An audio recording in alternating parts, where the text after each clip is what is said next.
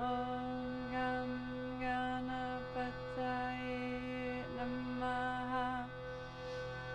Om Gam Ganapataye Namaha.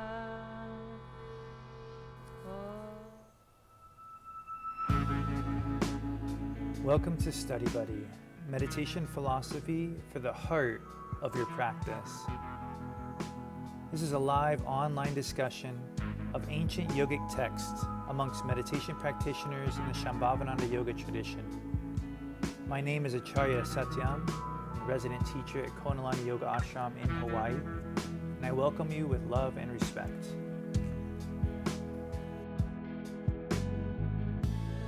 Well, tonight we're going to look at Sutra 3.20, 3.20, and in it we learn the valuable lesson of how to put down the tool of the mind in order to sort of cultivate an inner nectar throughout our day.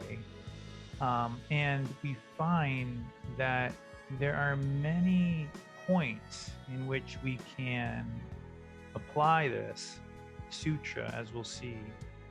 At almost every single aspect of your day, there is an opportunity to apply the sutra. So I hope that it turns into one of those sort of like field trip homework kind of experiences where you really start to play with it and feel it in your life. So that's definitely my goal for tonight. So before we get into the sutra itself, let's ground into our seats and with our breath. I'll pan over here to Abhaya to lead us in a little movement. So let's start by making some really gentle circles with the shoulders. And less is really more here. Maybe the movement is imperceptible to the outside eye, but you can feel some little wiggling happening between the arm and the shoulder socket. And the next time the shoulders slide down the back, bring your awareness to the sensation on the back of the body. And then relax completely. So there's no longer any effort.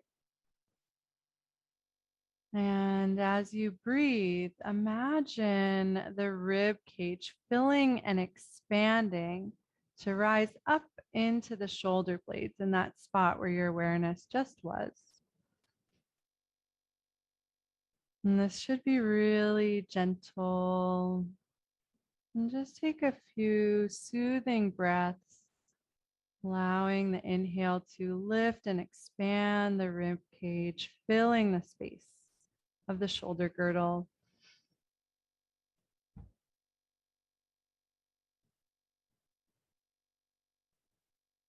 And then soften the hands alongside you. They might dangle off your chair or your cushion. And very slowly, imagine you're standing in like a doorway and the backs of your hands are pushing into the doorway. And slowly allow the arms to float up, but let it be really effortless. So there's no strain in the shoulders. You can pause at T or a little bit lower. And again, let the shoulders soften, bend the elbows a little bit so there's that sense of ease.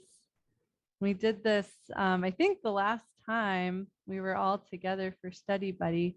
We'll start to glide on some gusts of wind like a bird. And so very gently start to bank to one side and feel the top side lengthen really evenly.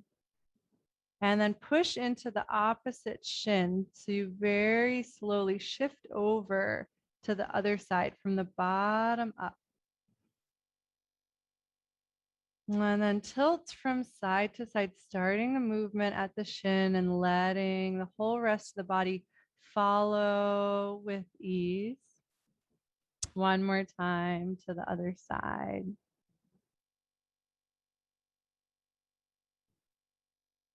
And then from center, reach the arms out again. Let the heart start to open and shine upward. Turn the palms face up. If that feels okay, you can gaze up. And then ever so gently come back to neutral and allow the arms to float down back to your lap or wherever they're comfortable. And we'll just close with a couple more of those buoyant rib cage breaths.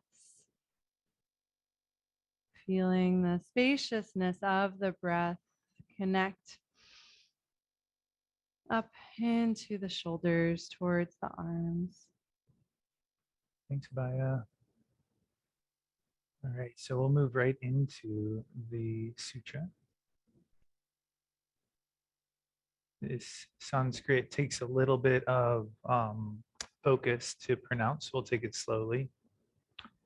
Trishu, Trishu, Chaturtam, Chaturtam, Taila, Vada, Secham. Taila, Vada, Secham. Tailavada Secham. Tailavada Secham. Shishu Chaturtam Tailavada Secham. You can try it one more time on your own.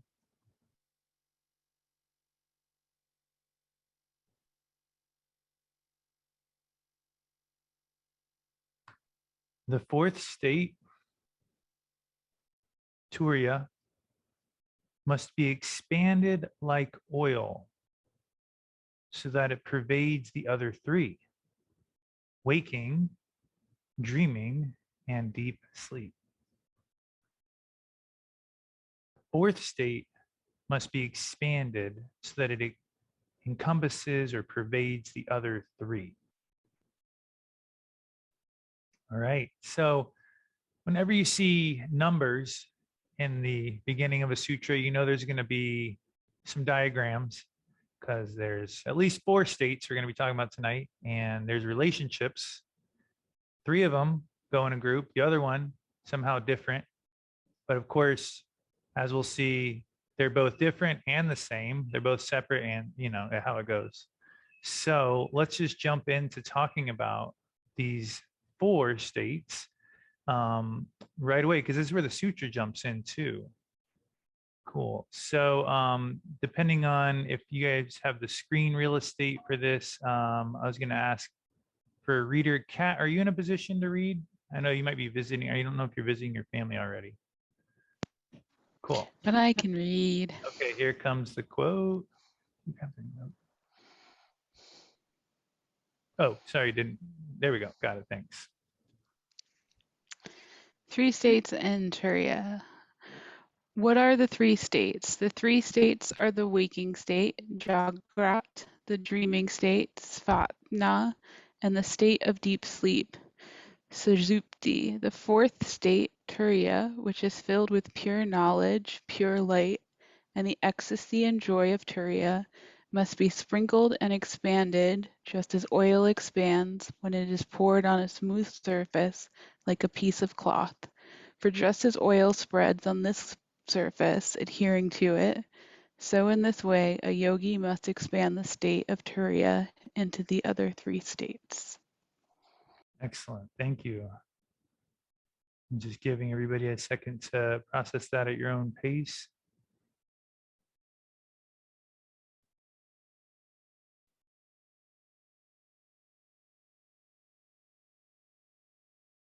So take a moment and visualize this example that we're given of oil spreading onto a surface. And just because it's always usually about the heart, go ahead and visualize it in the heart. So just breathe naturally and breathe evenly. And just imagine this oil spreading in your heart.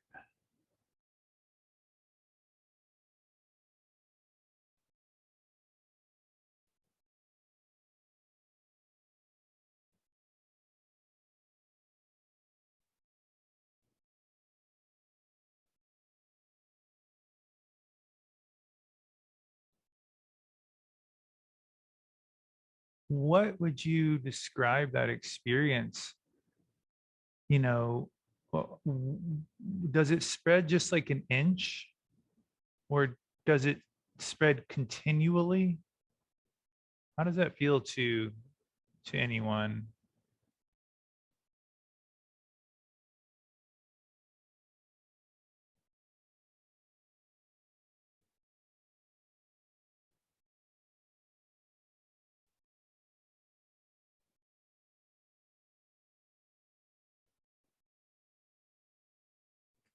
We'll call, okay, Bob and Dharma.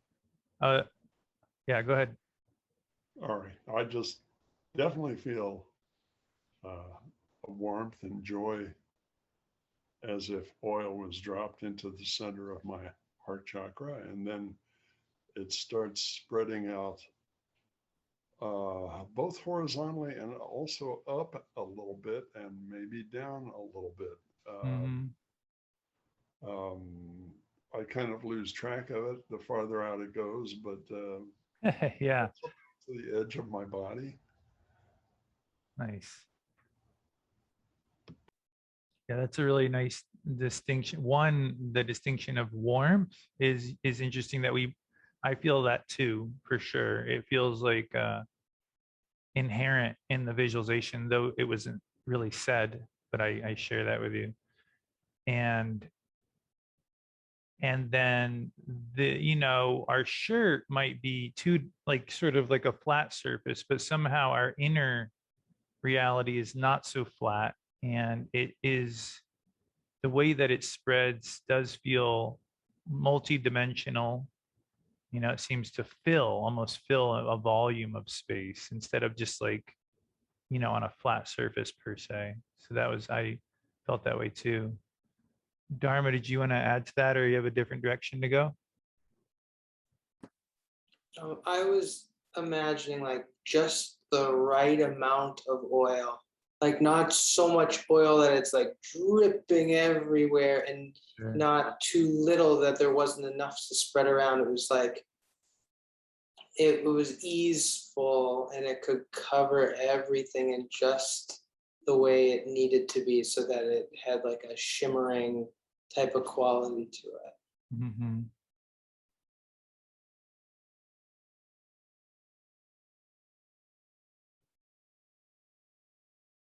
Yeah, I think that has to do with the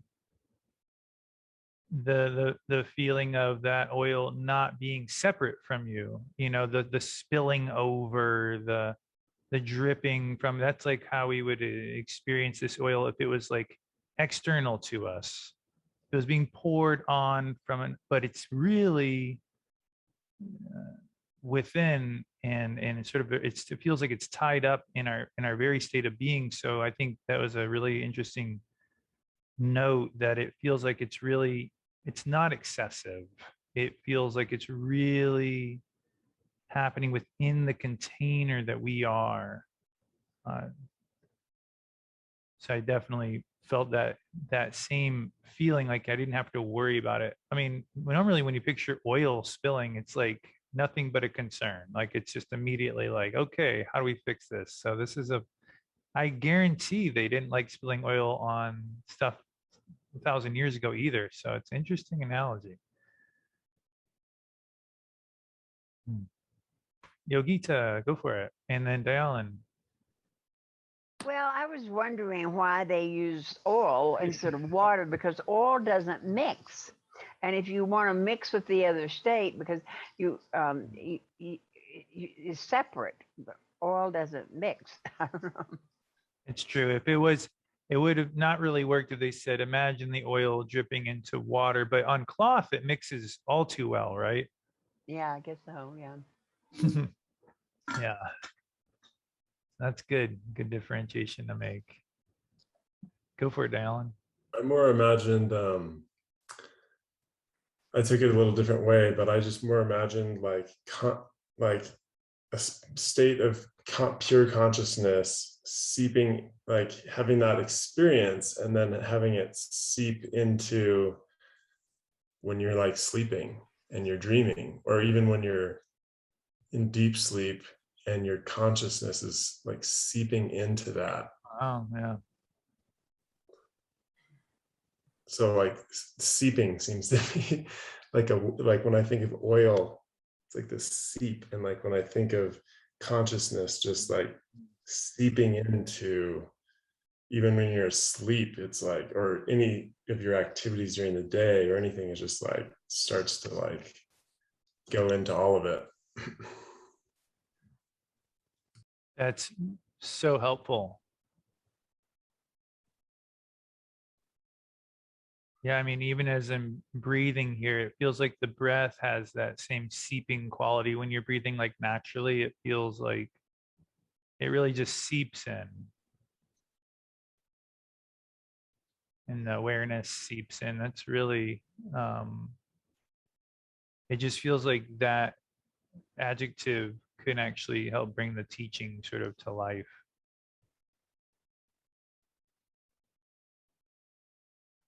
Because how often do we get sucked into the mentality of, you know, feeling like we have to do a lot to get centered, and it's always urgent, you know, but this idea of like seeping, letting your practice seep in, that is seems like a really skillful path.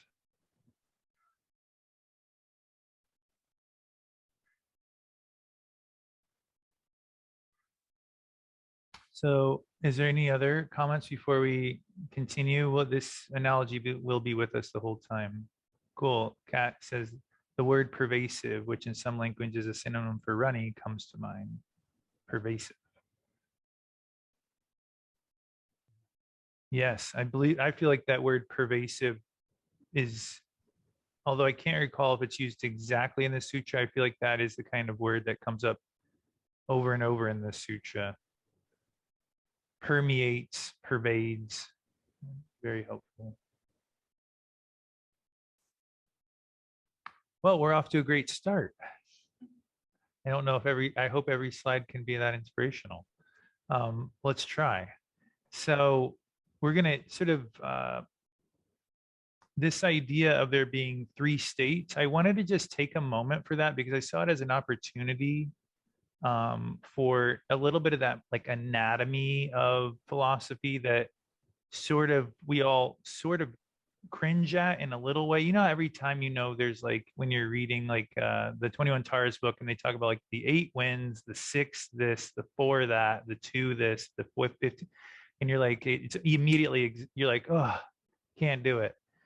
And so I feel like every time that it comes up, it's good if you do a little bit when it comes up, then over the years you gradually get super comfortable with it. And I think the tattvas, for example, are that for us. They come up, they're sort of exhausting to look at, but then you start to piece them apart, and before you know it, after a while, you're like, okay, I sort of know where things are at. So I'm going to incorporate the tattvas into this 3 states conversation, but I also wanted to pull in a text I don't commonly use, which is the Yoga Sutras. We use it in our level 1 yoga training. It just doesn't come up a ton. But Patanjali from the Yoga Sutras was actually 2,000 years old. He references the 5 states of mind, and they correlate really well with this. And I think he says them really simply. So I brought those in too. So let's take a look here. So Patanjali in his Yoga Sutras describes the states of mind. Usha, is this clear enough for you to read? Sure. I think you're muted, Usha. Does that help? Okay, now I'm ready. The states of mind are correct understanding, misunderstanding, imagining, memory, and dreamless sleep. Correct, incorrect understanding. Correct understanding can result from direct perception. It can be inferred, or it can be proven by consulting texts or experts. Misunderstanding comes from illusion. Thanks, Usha. We gained your voice and we lost your video, just so you know. but we did hear Oh. everything. So yeah, you know, it's not an exact, it's not an exact, you know, parallel, of course, but it just gives us some other ways of interpreting this, you know, that I think these three states represent states of mind, and we'll see a little bit more about that in a moment. And that the mind has different states, different capacities, different ways to use, and they usually correlate to subtler or grosser methods, just like any tool would. In that there are these ways of using our mind that basically involve like directly perceiving something, or inferring from what you're seeing or thinking about, or consulting, you know, a text or an excerpt. To me, that's just like day-to-day life. But of course, you can also misperceive things in the same way. And so we're taught in the Yoga Sutras that these states of mind can be pleasing or cause torment depending on where they lead you. And we don't have to go down that road yet. And then in the tattvas, really, we just look way down here at the bottom for like the elements. Is where we generally correlate with this waking state. It's generally correlated with just like the literalness of our day-to-day life, like the actual elements of earth, air, water, ether, things like that, like the literal stuff. And that's generally down at the bottom quadrant of the tattvas, meaning it is like sort of the final production of Shiva, and the most cloaked is what we're told about the waking state. It has the thickest cloak of Shiva, meaning it's sort of the hardest to find Shiva in, which is hilarious because that's really where we're looking a lot for Shiva. So from there, this waking state proves to be sort of the densest space, but it's really where we're at for most of our life, our waking state. And that brings us into what you might correlate as the swapna, the next state, the dreaming state. Uma, would you just read that second portion right there in the middle of this, at the bottom half of the screen? Imagination and memory. Imagination creates information, which when pursued has no basis in fact. Memory is the unaltered recollection of an experience or object. Thanks. So imagination, sort of thinking about something, memory, recalling something somehow unaltered, which, you know, is probably pretty rare. They probably cross over a ton. But nonetheless, this dreaming state, right? It's a capacity that's with us, not just at night when we're dreaming, actually, because you can imagine something right now, you can remember something right now. So the dreaming state is actually just the thinking state. And this tends to correlate with the tattvas, meaning that it occupies the groups of tattvas that are above the elements. And these are like the powers of knowing and the powers of acting. So things like locomotion and these active things, or the power of hearing, the power of tasting, the power of smelling. So they're sort of like powers, and we start to get a little bit more subtle as we're in that realm. And so waking, dreaming, and dreamless sleep. So we're sort of working from the coarsest, the thickest, the most veiled, to a little bit less veiled, to finally this dreamless state, which the Yoga Sutras describe in one way, and we'll talk about the Shiva Sutras in a moment. Gita, would you read this bottom part for us?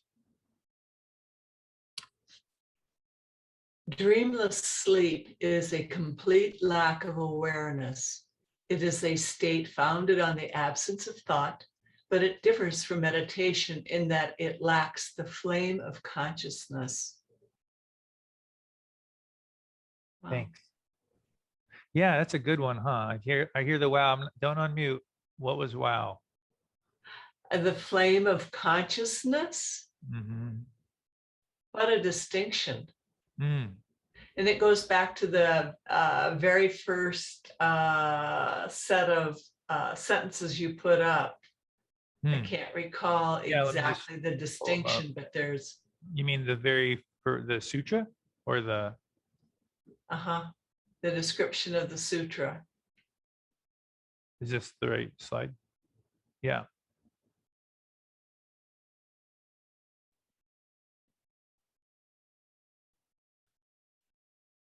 That pervades the other three, the weak. Yeah, that's a nice sentence. Let me just throw that one back up there. Yeah, this standby mode of the mind is very subtle, yet we're rarely conscious of it. In the Shiva Sutras, they describe it like, hey, this is like this subtle, powerful realm where you're like so close to experiencing something very powerful in yourself. Like you're so close to the inner self, but it happens to be your least conscious state. It's like the state where you're constantly unconscious. So it's like, oh, how perfect. I sort of describe this when you're like, do you remember being in third grade and having these moments when you were like, and then you'd go like this and you'd look around and notice, did anybody see that? Do you guys remember that? Or is that just me? There's a few other of us. Okay. Me and Dayalan and Anju. Okay. So yeah, that's What happens today? Does it really? That's great. Well, you're so close in that moment. We're going to see if you don't snap out of that moment and you just gradually come out of that moment, you actually could slip right into a deep state of awareness. But usually you snap out of the moment. And that's similar to like how you would come out of a deep sleep, like, whoa, where was I? But it's a way that your mind's meant to function. It's a standby mode, similar to your phone.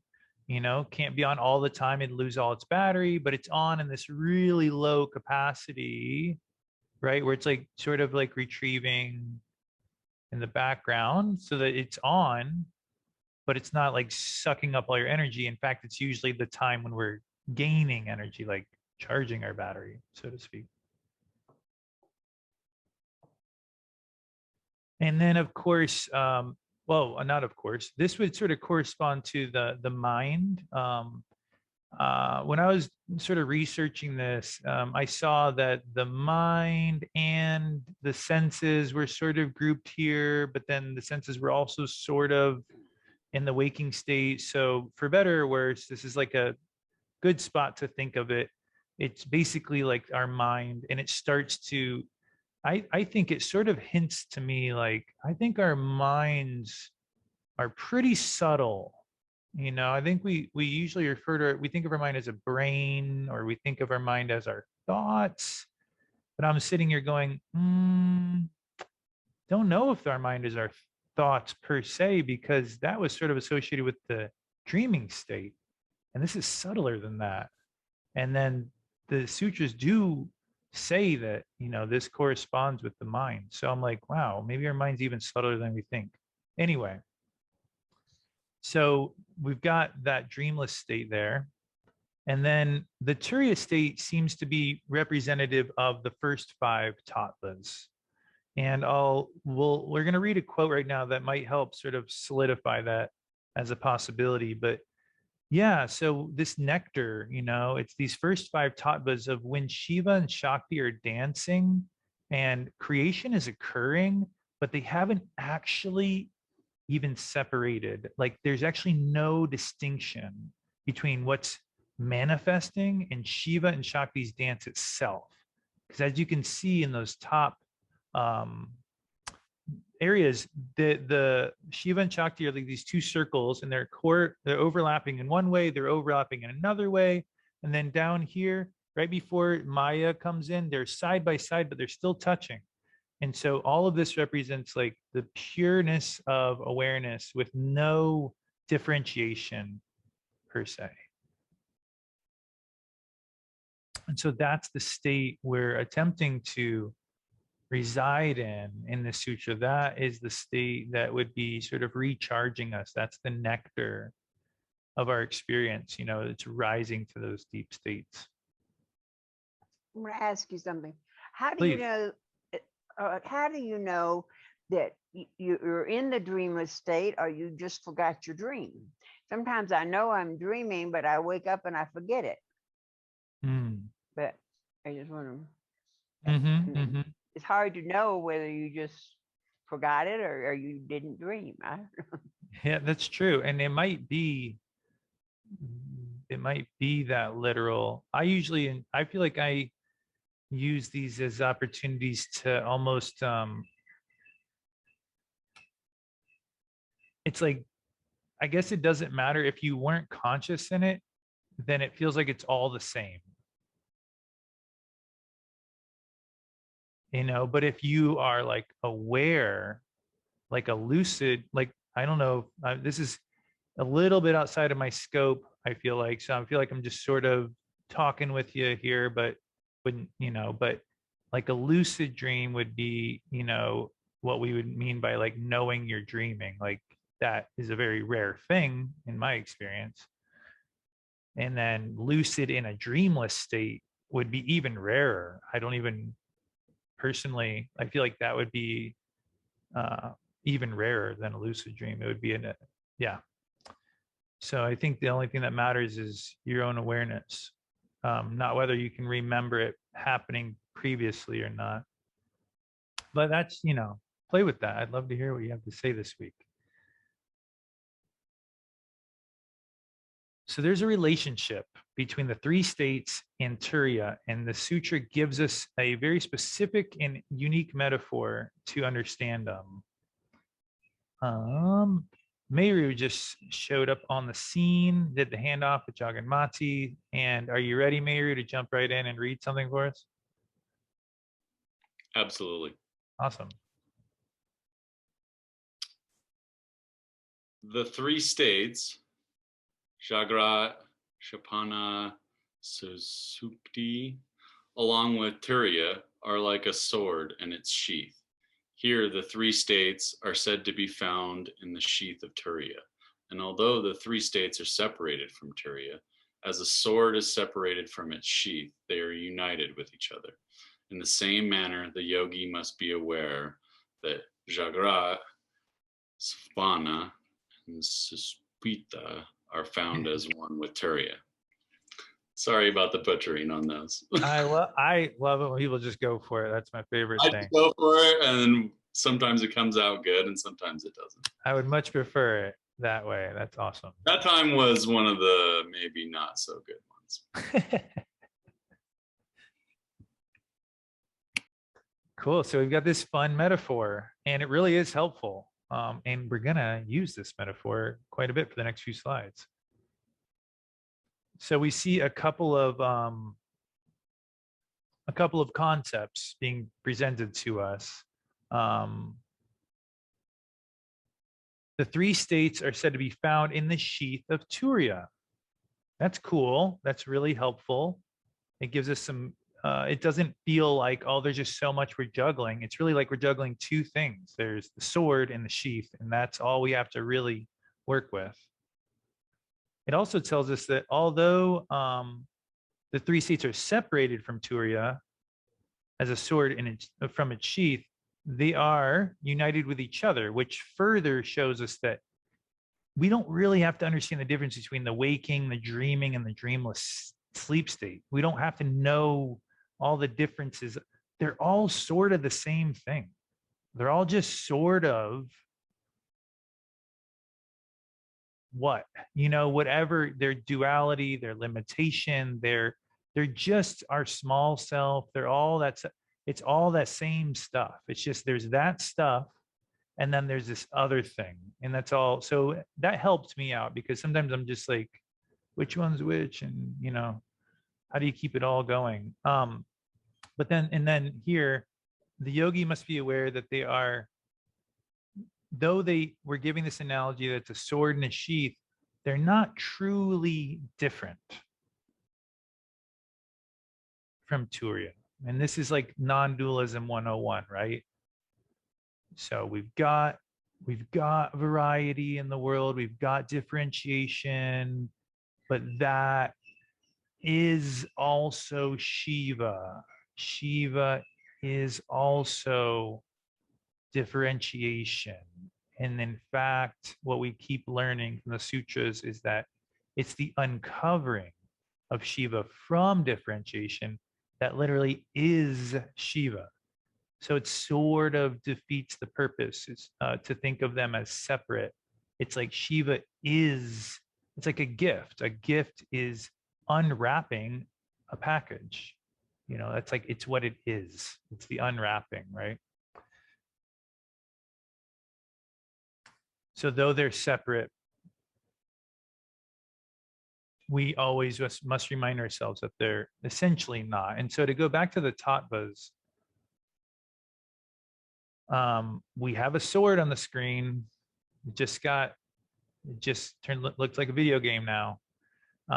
So there's a sheath and a sword, and as far as I can tell, and you're welcome to interpret it with me, Turiya is the sheath, as we've seen, and everything else is the sword. Everything else is the sword. And I really appreciate this analogy for a couple of reasons.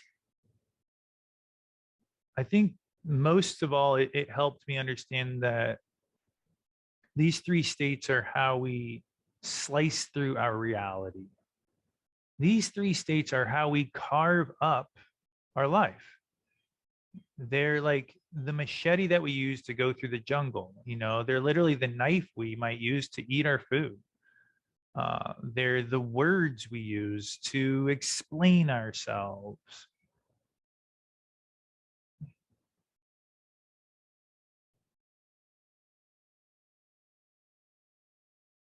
And of course, this is usually based on what we want and what we don't want, right? We're sort of like going towards what we want. We're fighting off what we don't want with this sword of the mind. And generally, the sword is always drawn, and it's just always doing this. And very rarely do we take this sword and put it in its sheath. But when we do, that's a special moment. To me, that sort of represents meditation.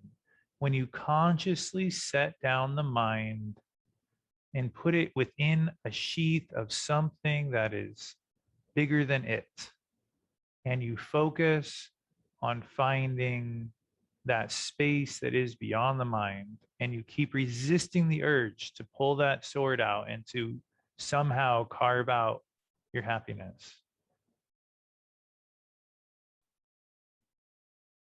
And so this sutra goes on to actually tell us even more about this very unique metaphor and analogy about literally times that we can find, or times that we can actually find the Turiya state based on this metaphor.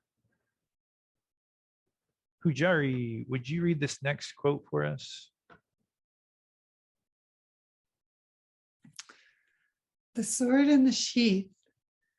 The state of Turiya is found in all these three at the moment of entry and at the moment of exit. So at the time of entering into the state of wakefulness, or the dreaming state, or the dreamless state, and at the time of coming out from any one of these three states, the yogi finds Turiya existing. Thank you.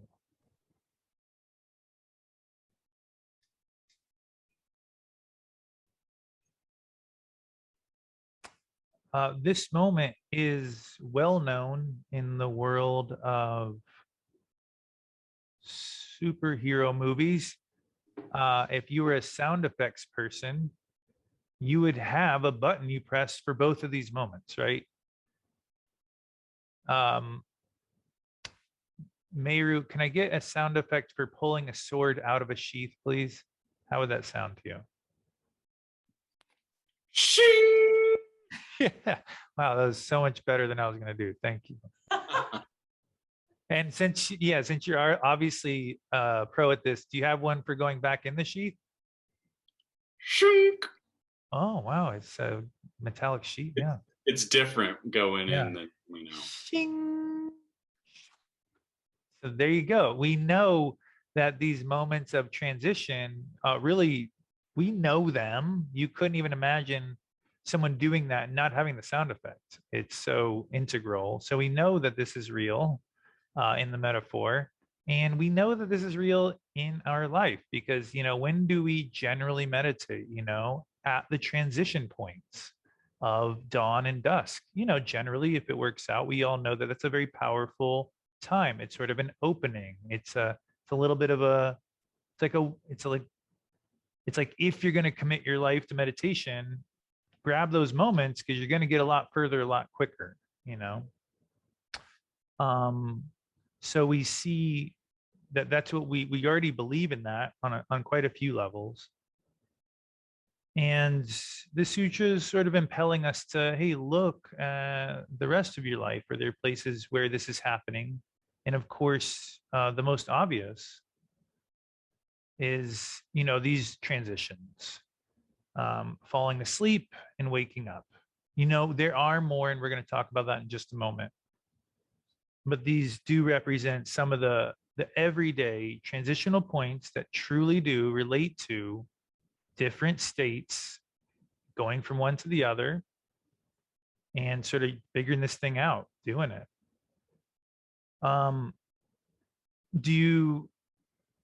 Do any of you already actively pursue your practice during these two states or during these two transitions? I see a few nods.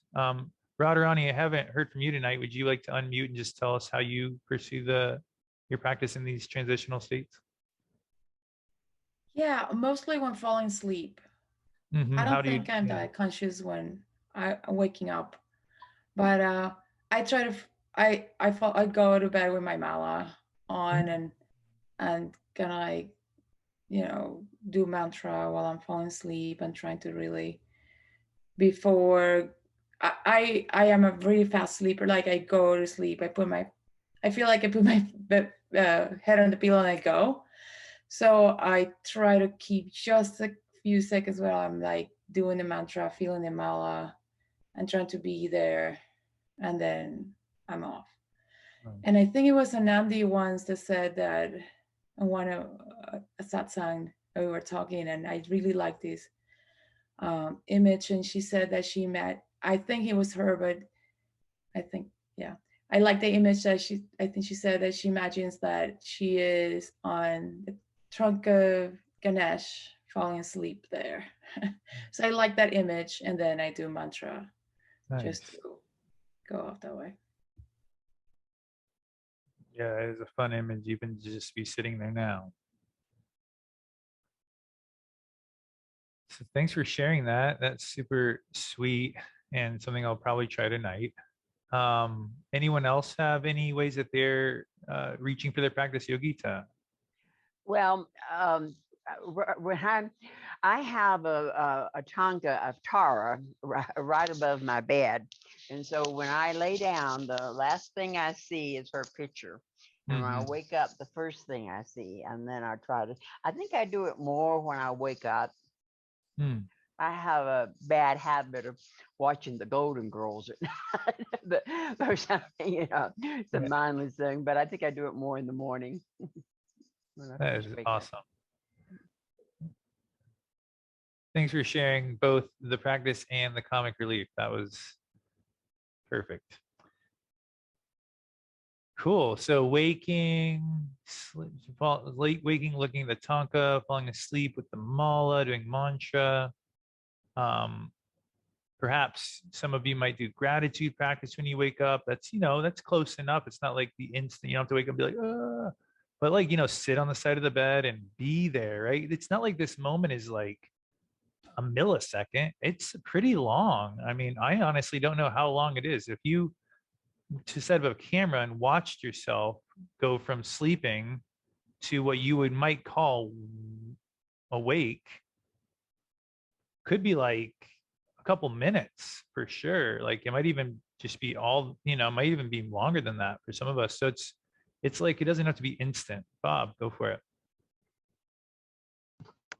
Often, let's say I'm dreaming and all of a sudden I'll think, oh, I'm dreaming. Like maybe something happens in the dream that just doesn't sit right with me, and I'll be like, oh, that's okay, I'm dreaming. And then my mind will start thinking about that situation that I was just dreaming and how I could have done better or blah, blah, blah. And then I'll go, oh, now I'm thinking. Really? And then I'm like, I might as well get up and make some coffee. So it's And you're just like, oh, now I'm making coffee. fun, fun to watch yourself go through the stages. Totally. That's really, yeah, that's exactly what we're talking about here. Recognizing those stages is literally what the sutra is telling us could be a key. Specifically being able to recognize cat. Go for it. It's not quite the same, but I just worked a full day and then drove the 17 hours from Wisconsin to Connecticut straight. And for those 17 hours, I did Ganesh mantra the whole way. Wow. And it was like a completely different, like, transitional state of being that, like, I've been here for a couple hours, but like I am stuck in it. Wow. Which is a really great place to be, I think. And I get up every morning and do the Guru Gita, and I meditate before bed, like, regularly, and getting the chance to do this really extended practice because there was no choice in how long this drive was, and getting to, like, really experience that for that long, I'm like, oh, there's something to it that is different than just being a person doing a thing, that I want more of.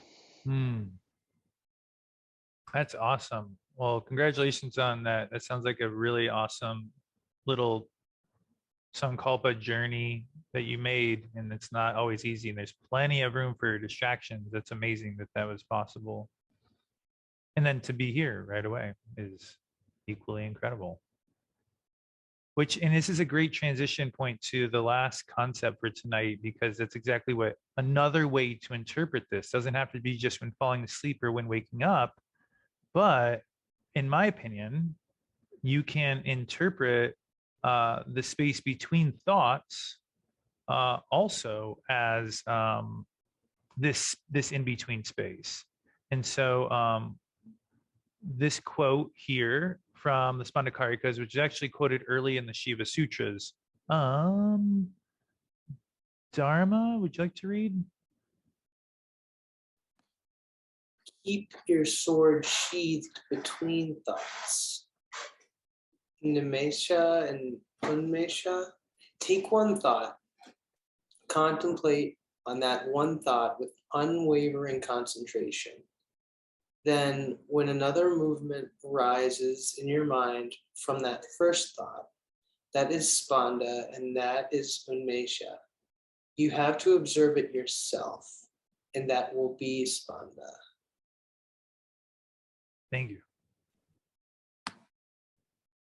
So we learned previously that as thoughts are transitioning, as your life even transitions from one moment to another, sort of like how Kat was talking about with a big space of transition, or something as little as walking from one room to another, could be that simple. We have this opportunity to really be in that transitional space. Normally, what do we usually do? You're walking from one room to the other, and you might flip out your phone and just see, oh, did I any messages I need to respond to? Or you might be 4 steps ahead of yourself, already talking to the person you're going to the room for, or you're just, running through something in your mind. There's just some limitless things.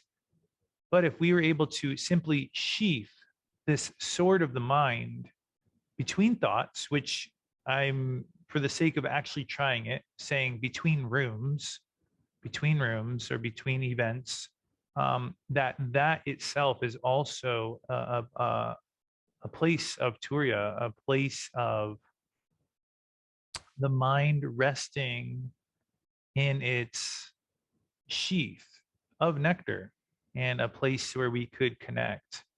And as I think we all trust, when we stay in that connected space, the room we enter into next tends to be a little bit sweeter for no reason at all, you know? So that's sort of where I was going to leave us for 3 ways to put this into practice over the next couple of weeks. We got the obvious ones, sleeping and waking up, which are huge and happen every single day. And then we have the during your life one, which oddly happens even more so. But because life is so distracting, we might miss the hundreds of opportunities there are to do this. Any comments or questions on that? Yogita, you might have to unmute if you're asking a question. Okay.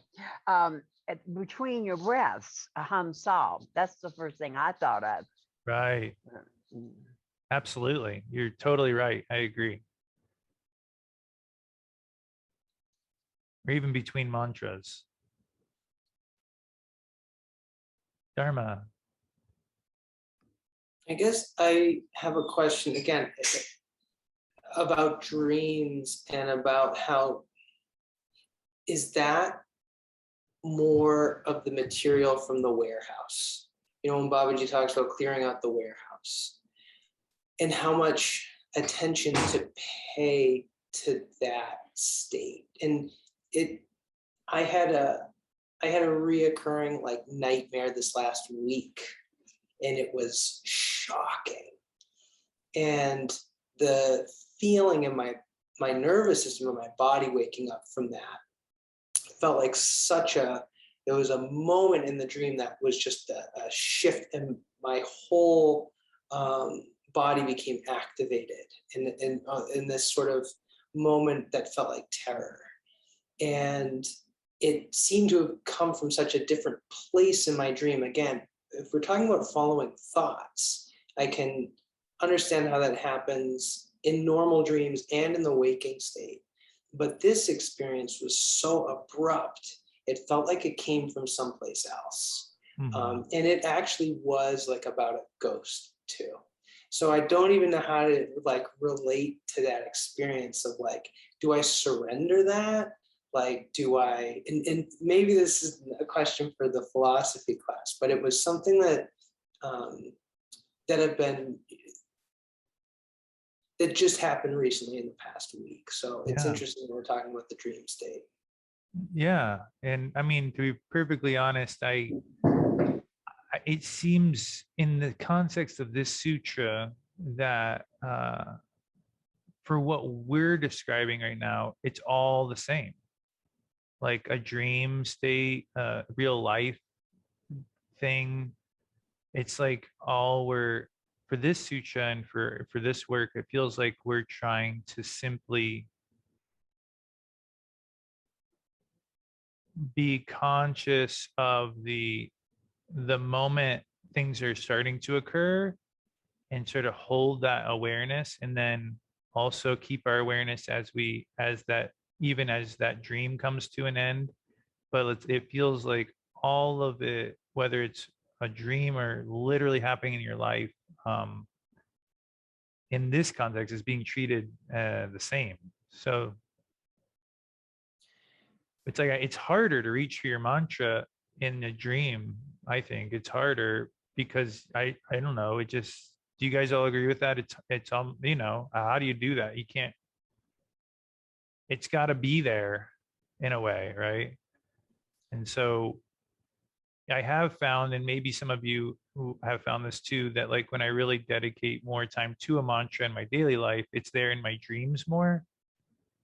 You know, so in a sense, it's like that's where our work is. It's not actually just in the dream. It's like our work is just, you know, and in dreams like that, just like life, when life starts coming at you and it feels like a dragon, it's like you can only do so much in the moment, but you can do a lot in the many, many, many, many, many moments afterwards, all those in between moments when things aren't necessarily coming at you.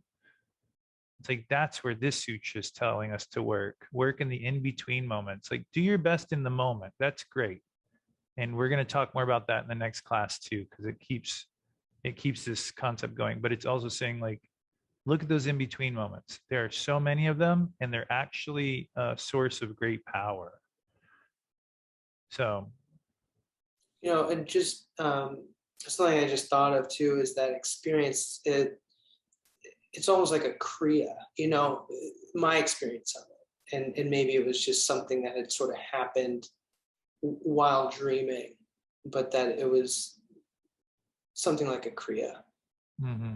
That's a great example, because a kriya really represents something that you just don't have control over, an involuntary action or an involuntary thought that springs up. I mean, so that even more so, just as again, it's like our work isn't to like fix this thing necessarily in the moment. Of course, do your best, but like it's like even when you have a physical kriya, it's like you just got to let the thing go, and then like you got to come back to your practice.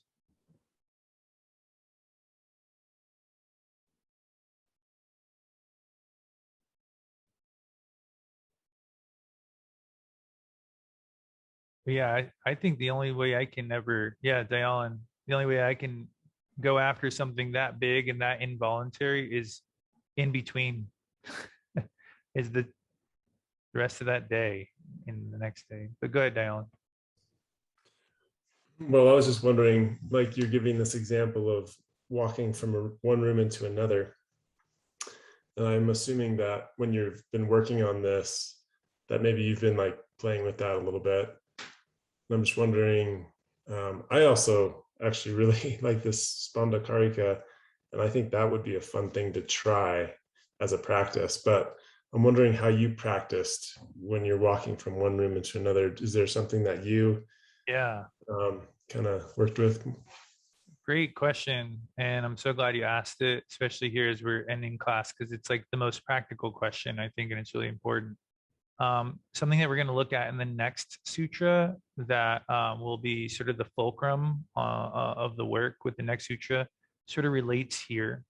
And it talks about this thoughtless state, being able to direct your mind towards a thoughtless state with focus, though. And so when I'm going from room to room or from ashram to the barn or whatever it might be, I try to actually be like thoughtless.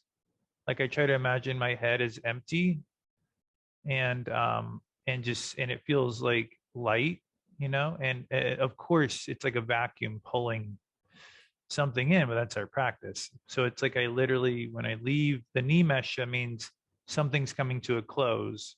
And then I try to just be as empty-headed as I possibly can. And then naturally you arrive at the barn or you arrive at the room and it starts to open on its own. And I just see it as my only job. Literally, I walk from the shrine over to our room, which is like 65, 80 feet. And I'm just like, here we go. I just try to almost imagine like I don't have a inside of my head.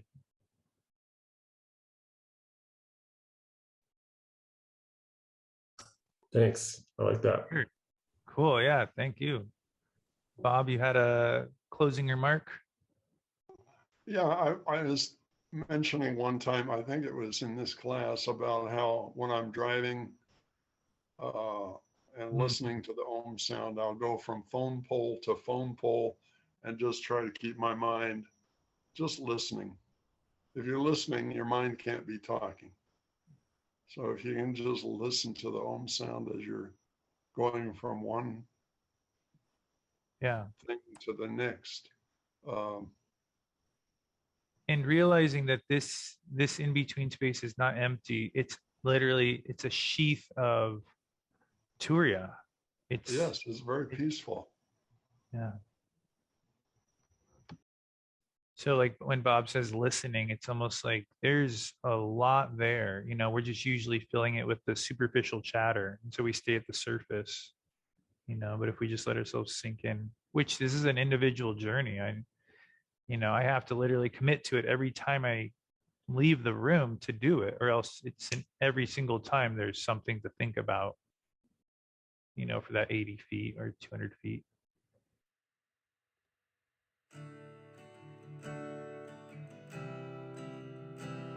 Okay, cool. Well, we'll pause there, and I leave you with those 3 ideas. The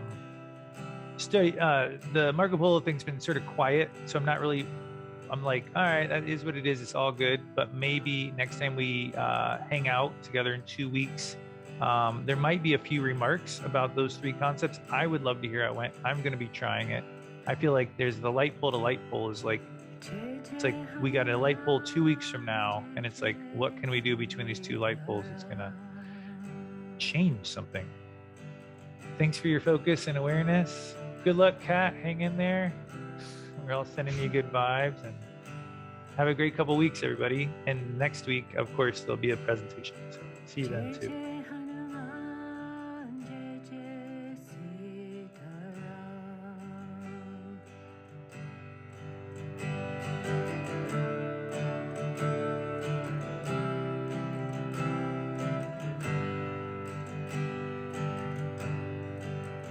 Jai Jai Shri Ram Sita Ram, Jai Jai Shri Ram Sita Ram.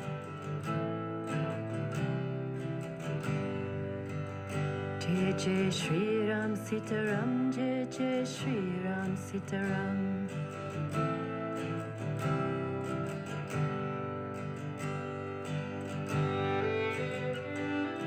Jai Jai